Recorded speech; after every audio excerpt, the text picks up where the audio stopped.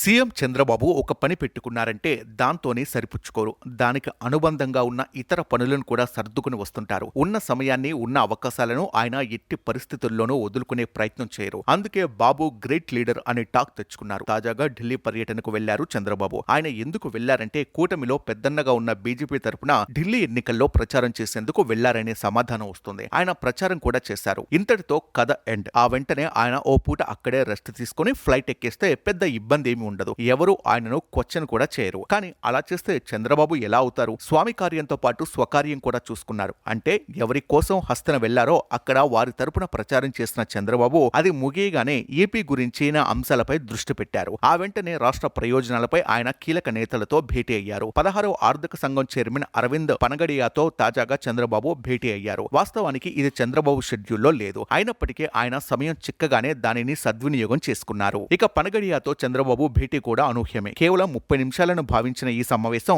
ఏకంగా 2 గంటల పాటు జరిగింది. ఈ సమావేశంలో పలు కీలక అంశాలపై ఇరువురు చర్చించారు. గత 5 ఏళ్ల పరిణామాలు, ప్రస్తుతం చేపట్టాల్సిన చర్యలపై చర్చించినట్టు టీడీపీ ఎంపీలు తెలిపారు. ఇక ఇదే సమయంలో పనగడియాకు చంద్రబాబు రాష్ట్ర ఆర్థిక పరిస్థితిపై పవర్ పాయింట్ ప్రజెంటేషన్ ఇచ్చారని ఎంపీలు పేర్కొన్నారు. నిజానికి పనగడియా అంటే ప్రధాని తర్వాత అంత స్థాయి ఉన్న కీలక అధికారి. పైగా 16వ ఆర్థిక సంఘం చైర్మన్ కూడా. ఆయన చెప్పింది కేంద్రం చేసేందుకు మెజార్టీ అవకాశం ఉంది. ఈ నేపథ్యంలోనే చంద్రబాబు ఒక కారణం కోసం ఢిల్లీకి వచ్చినా రాష్ట్ర ప్రయోజనాల కోసం అవకాశం చిక్కగానే దానిని సద్వినియోగం చేసుకుని స్వకర్యాన్ని కూడా చక్కగా పరిష్కరించుకునే ప్రయత్నం చేశారు. That is Chandrababu Naidu.